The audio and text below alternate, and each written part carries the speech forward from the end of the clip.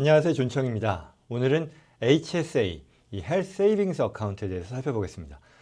이 Individual Retirement Account라고 하는데요. 또 이와 더불어 Roth IRA라고 하는 것도 있습니다. 두 가지 모두가요, 국가가 개개인들이 은퇴 준비를 잘 하라고 장려하기 위해서 개인연금제도라는 것들을 만들었죠. 그래서 여기에 대해서 세제상의 혜택을 주는 거죠. 예를 들어서 이 일반 IRA는 매년 6,000불까지 또는 나이에 따라서는 7,000불까지 불입할 수 있는 건데요. 이 경우 불입금은 세금 공제가 되죠. 이 말은 당해에 불입되는 금액에 대해서는 이 과세소득에서 줄여주는 그와 같은 세금 공제 혜택을 준다는 거고요. 또 이 돈은 투자된 기간 중에 세금을 내지 않고 계속해서 그 소득이 불어나게 되고요. 대신에 이제 나중에 은퇴 이후죠. 59.5세 이후에 이 금액을 찾게 되면 세금을 그때 내게 됩니다.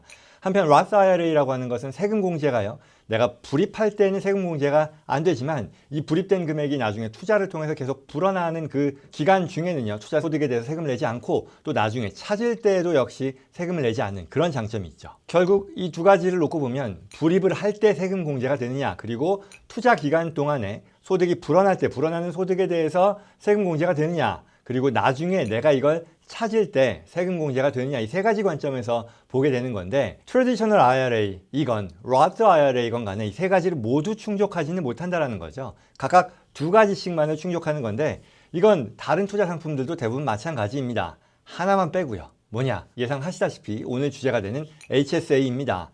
말하자면 HSA를 만들어 가지고요, 이 계좌를 통해 투자를 진행하면 투자금을 불입할 때도 세금 공제가 되고요, 투자 기간 중에 소득이 불어날 때에도 이 소득은 비과세가 되고요, 찾을 때에도 또한 비과세가 됩니다.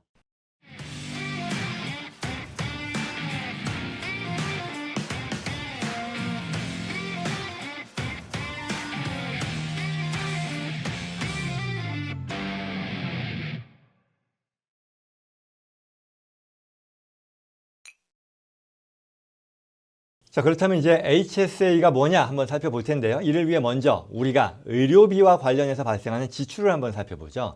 우리가 일상생활을 하면서 발생하는 의료비 지출에는 여러 가지가 있겠습니다. 의료보험비 대표적이고요. 그리고 병원에 갔을 때 우리가 코페이를 한다거나 아니면 디덕터블로 우리가 부담하는 그런 비용들이 있겠죠. 그리고 프리스크립션 드럭 등등 여러 가지 의료비 관련 지출이 있을 겁니다. 그럼 이와 같은 비용들은 우리가 어떻게 이 소득에서 공제할 수가 있을까요? 크게 봐서요, 네 가지 방식이 있을 겁니다. 첫 번째는요, 회사가 지급해 주는 겁니다. 회사의 어떤 베너핏 차원에서 의료보험, 회사 의료보험이라든지 이런 플랜들이 있을 텐데요. 당연히 가장 좋은 거죠. 그러나 이런 경우를 항상 기대할 수는 없는 것이고, 또한 그렇다 해도 기타 의료비까지 이 회사에서 다 지급해 주는 경우는 드무니까요, 다음 상황들을 또 생각해 볼 수 있겠죠. 그래서 두 번째로는요, 항목별 공제, 이 아이테마이즈 디덕션이라는 게 있죠. 내가 지출하는 의료비에 대해서 당해에 지출하는 총 의료비 금액이 그 해에 내가 벌어들인 순소득액의 7.5% 이상일 경우에는 그 초과하는 금액분에 대해서 나는 내 개인소득세 신고서상 항목별 공제라고 하는 명목으로 공제할 수 있습니다. 말하자면 내가 예를 들어 금년에 10만 불을 버는 사람이라면 7.5%인 7,500불 이상 발생한 금액에 대해서만 공제를 받는다는 거죠. 결국 여기에 해당되는 경우는 아주 큰 규모의 의료비 지출을 하지 않는 이상 해당이 안 될 테니까 항상 활용할 수 있는 그런 혜택은 아닐 겁니다. 그리고 처음에 발생한 7,500불까지에 대해서는 공제할 수 없다는 그런 불이익 또한 감안해야 되는 그런 상황이겠죠. 그 다음으로 세 번째로요, Flexible Spending Account라고 하는 게 있습니다. FSA라고 하는데요. 이거는 이 회사에서 종업원들을 위해 열어주는 어떤 의료비 관련 계좌라고 할 수 있을 텐데요. 종업원들은 매년 최대 개인당 2,750불까지를 넣을 수 있습니다. 그리고 본인이 발생하는 여러 의료비들을 이 계좌를 써서 비용 지급하는 데 쓸 수 있습니다. 그리고 여기 들어가는 금액은요, 본인의 월급에서 프리텍스로 빠지는 그런 금액이기 때문에 과세소득에서는 빠지는 그런 효과를 볼 수 있습니다. 그러나 문제는요, 이 FSA의 경우는 use it or lose it, 그러니까 연말까지 내가 이 금액을 다 쓰지 않으면 사라진다라는 그런 단점이 있는 거죠. 그래서 이제 많은 사람들이 활용하지는 않습니다. 그리고 네 번째요, 제가 오늘 말씀드리는 주제인 HSA, Health Savings Account입니다. 장점은요, 첫 번째, 이 계좌에 불입하는 금액 무조건 공제됩니다. 내 소득이 높건 낮건 그런 부분들에 대한 제약 없이 HSA에 불입하는 금액은 가족의 경우는요, 연간 총 7,200불까지 소득공제가 됩니다. 그리고 두 번째 장점은요, 내가 스몰 비즈니스 오너이건 또는 대기업의 오너이건 아니면 회사에 근무하는 급여생활자건 이와 관련해서 HSA의 불입과 운영에 대한 제약은 따로 없습니다. 세 번째는요, 내가 여기 들어간 이 HSA에 들어간 금액에 대해서 어떻게 투자할지에 대해서는 온전히 내가 결정할 수 있습니다. 은행에 넣을 수도 있고요, 또 증권사의 어떤 브로커리지 계좌에 넣어서 내가 투자에 활용할 수도 있습니다. 당연히 텍스 프리로 소득은 불어나게 될 것이고요. 네 번째로요, 꺼내 쓰는 것도 의료비 목적으로 사용하는 한 언제든지 세금 없이 찾아 쓸 수 있습니다. 그리고 다섯 번째요, 지켜야 하는 조건으로서 한 가지가 있는데 HSA를 서포트하는 그런 의료보험에 내가 가입되어 있어야 한다는 그런 조건이 있습니다. 이걸 High Deductible Tax Plan이라고 하는데요. 보험사들마다 이 해당 보험 상품이 HSA를 서포트하는 자격이 있는지에 대해서 언급을 하기 때문에 어렵지 않게 찾을 수 있을 겁니다. 그리고 이게 놀랍게도 High Deductible Plan이라고 해서 반드시 더 높은 디덕터블이 적용되는 그런 플랜은 아니라는 거. 그래서 HSA 서포트 보험이라고 하는 것이 그렇지 않은 보험보다 항상 더 떨어지는 보험을 말하는 건 아니라는 점 역시 염두에 두면 좋겠습니다.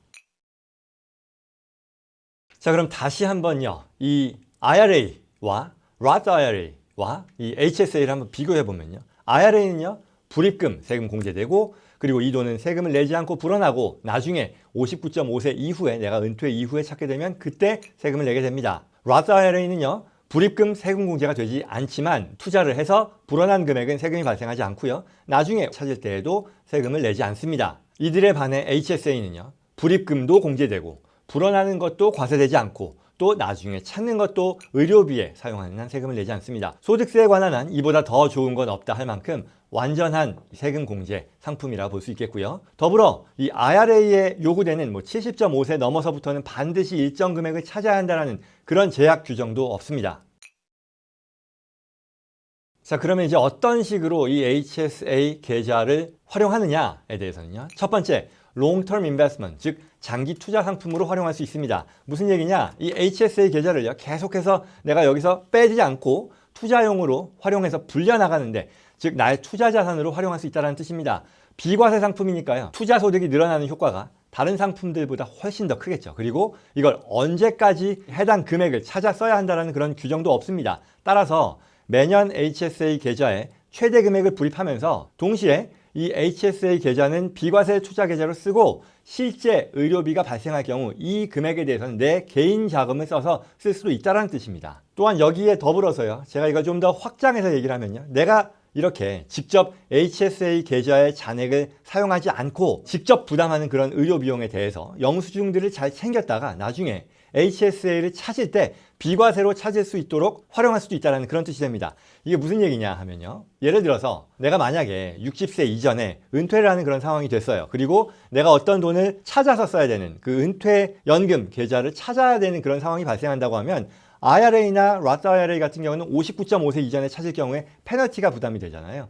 그러나 HSA의 경우는 과거에 내가 앞서 말씀드린 그런 방식으로 내 개인 비용으로 지급했던 수년 전 또는 수십 년 전의 의료 비용에 대해서 이제 와서 HSA에 적립된 금액을 찾는 방식을 취함으로써 이른 나이에 내가 은퇴를 해서 인출해야 되는 그런 상황이 발생한다 하더라도 페널티를 피할 수 있는 그런 혜택을 누릴 수 있다는 그런 얘기가 되겠죠. 그 다음 활용 방안으로요, 또 노후의 건강보험, Long-Term Care Insurance라고 할 텐데요, 이에 대한 보험료로도 사용할 수 있습니다. 따라서 내가 계속해서 이 HSA에 투자하면서 동시에 여기 불입된 금액 또 여기서 불어나는 금액의 일부는요, 노후를 대비해서 나이에 따라 일정 금액씩은 이 long-term care 보험 상품을 사는데 쓸 수도 있는 그런 상황이 될 거다라는 얘기가 되겠습니다. 마지막으로요, 이 다른 은퇴연금 계좌들과 마찬가지로 이 HSA도 내가 만약에 다 쓰지 않는다면 자식들에게 상속할 수도 있습니다. 이상 HSA의 장점에 대해서 살펴봤는데요, 당해 소득세를 줄이는 방안, 또 절세 면에서 어떤 게 가장 유리한 투자 방안이냐라는 것들을 항상 고려하고 여러분들께서 궁금해 하시는데, 한 해 한 해를 놓고 보면 이 연간 7,200불까지 넣는다라는 그 금액이 아주 큰 금액은 아니다라고 할 수도 있겠지만, 앞서 말씀드렸던 이 절세 혜택을 감안하면 굉장히 그 효과가 커질 수 있는 그런 어떤 세제상의 혜택을 제공하는 투자 방안이니 꼭 고려해서 활용하시면 좋겠습니다. 화면의 내용은요, 연간 7,200불씩을 넣고요, 30세에 이 HSA 계좌를 시작해서 70세까지 40년 동안 이와 같은 투자 활동을 진행한다고 했을 때 연수익률을 10%로 가정하면 이 금액이 총 330만 불이 넘는 금액으로 불어나게 된다는 것을 보여주는데요. 또 더 나아가서요, 이 금액이 세후 금액이라는 점에서 굉장히 효과가 크다라는 것을 확인할 수 있을 겁니다. 따라서 일반 IRA, Roth IRA도 좋겠으나 내가 만약에 이 앞서 얘기했던 하이 디덕터블 헬스 플랜의 조건을 만족한다면 다른 어떤 은퇴 상품보다도 HSA는 우선적으로 고려하고 진행하는 게 좋겠습니다. 은행이나 증권사에 여러 해당 상품들이 있고요. 또 저희 사무실에 문의하셔도 간단히 도와드릴 수 있을 겁니다. 오늘 영상은 이것으로 마치겠습니다. 도움 되었기를 바라고요. 저는 또 다음 시간에 찾아뵙겠습니다. 고맙습니다.